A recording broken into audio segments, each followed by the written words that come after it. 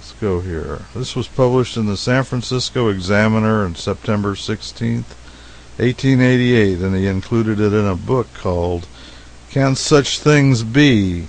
Published in 1893. It's called My Favorite Murder.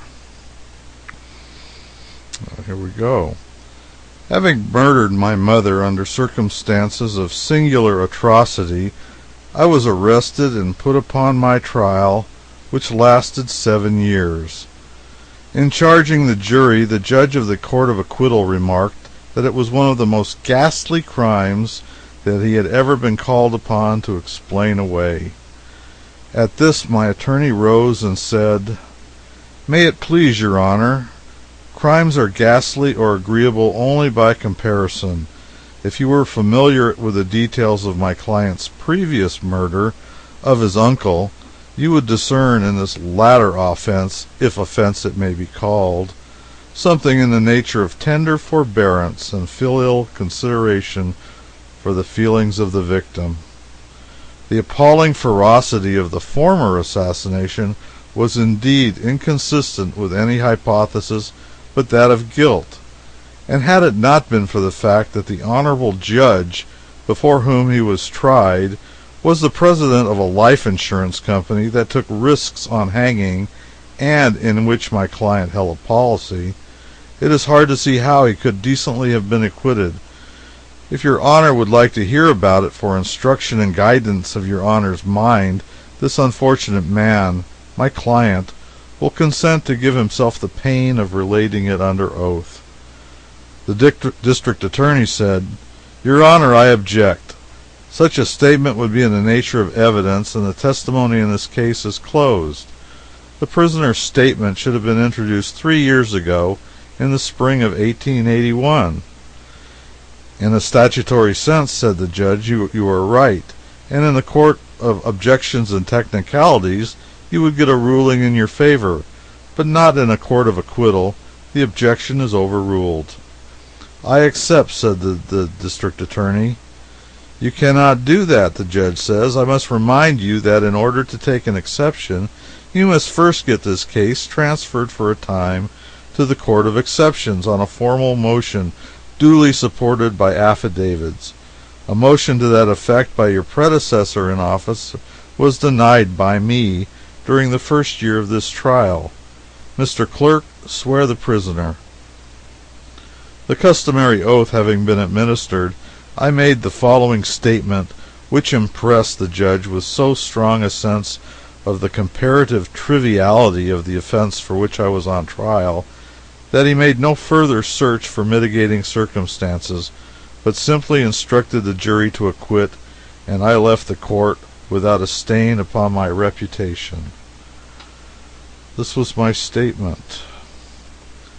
I was born in 1856 in Kalamazoo, Michigan, of honest and reputable parents, one of whom heaven has mercifully spared to comfort me in my latter years. In 1867 the family came to California and settled near Niggerhead, where my father opened a road agency, and prospered beyond the dreams of avarice. He was a reticent, saturnine man, though his increasing years have now somewhat relaxed the austerity of his disposition, and I believe that nothing but his memory of the sad event for which I am now on trial prevents him from manifesting a genuine hilarity.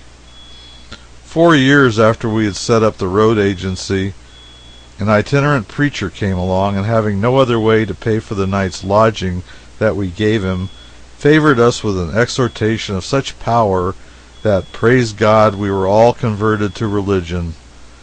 My father at once sent for his brother, the Honorable William Ridley of Stockton, and on his arrival turned over the agency to him, charging him nothing for the franchise nor plant, the latter consisting of a Winchester rifle, a sawed-off shotgun, and an assortment of masks made out of flour sacks. The family then moved to Ghost Rock and opened a dance house. It was called the Saints Rest Hurdy-Gurdy, and the proceedings each night began with prayer. It was there that my now sainted mother, by her grace in the dance, acquired the sobriquet of the Bucking Walrus. In the fall of '75, I had occasion to visit Coyote on the road to Mahala and took the stage to Ghost Rock. There were 4 other passengers. About 3 miles beyond Niggerhead, persons whom I identified as my Uncle William and his 2 sons held up the stage. Finding nothing in the express box, they went through the passengers.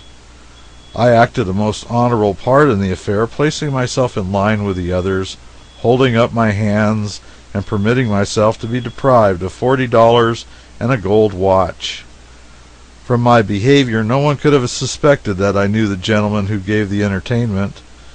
A few days later, when I went to Niggerhead and asked for the return of my money and watch, my uncle and cousins swore they knew nothing of the matter, and they affected a belief that my father and I had done the job ourselves, in dishonest violation of commercial good faith.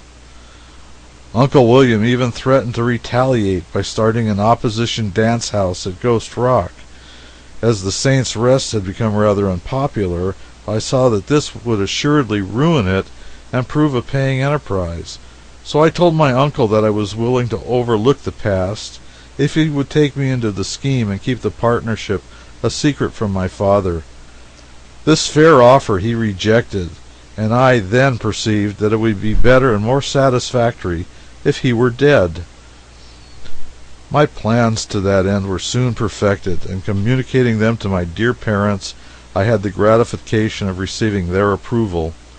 My father said he was proud of me, and my mother promised that, although her religion forbade her to assist in taking human life, I should have the advantage of her prayers for my success. As a preliminary measure, looking into my security in case of detection, I made an application for membership in that powerful order, the Knights of Murder, and in due course was received as a member of the Ghost Rock Commandery. On the day that my probation ended, I was for the first time permitted to inspect the records of the order and learn who belonged to it, all the rites of initiation having been conducted in masks. Fancy my delight when, in looking over the roll of membership, I found the 3rd name to be that of my uncle, who indeed was junior vice-chancellor of the order. Here was an opportunity exceeding my wildest dreams. To murder I could add insubordination and treachery. It was what my good mother would have called a special providence. At about this time something occurred which caused my cup of joy, already full, to overflow on all sides, a circular cataract of bliss. 3 men, strangers in that locality, were arrested for the stage robbery in which I had lost my money and watch. They were brought to trial, and despite my efforts to clear them and fasten the guilt upon 3 of the most respectable and worthy citizens of Ghost Rock, convicted on the clearest proof. The murder would now be as wanton and reasonless as I could wish.